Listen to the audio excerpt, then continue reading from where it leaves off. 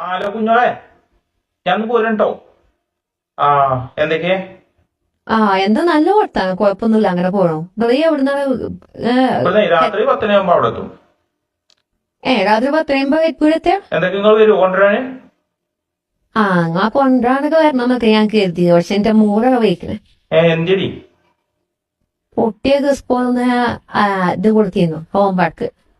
അപ്പൊ ആ ഹോംവർക്കിന് ഞാൻ പറഞ്ഞു ഓരോട്, എങ്ങനെയാണ് ഈ ഹോംവർക്ക് നിങ്ങൾ വീട്ടിൽ കൊടുത്തിട്ട് പിന്നെ ഞാൻ ഉത്തരം എഴുതി കൊടുത്തിട്ട് പിന്നെ ഓരോ ഉത്തരം തെറ്റാണ്. അപ്പൊ ഞാൻ ചോദിച്ചു, എന്താണ് ഞങ്ങളൊക്കെ പഠിച്ചതന്നെ, ഇങ്ങനെ തന്നെയാണ് ഞങ്ങളും പഠിച്ചതാണ്. അപ്പോഴും ടീച്ചർ പറയുന്നത് തെറ്റാണ് നമ്മളത്.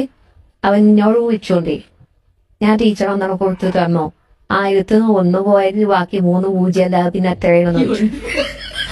അത്ര മാത്രം.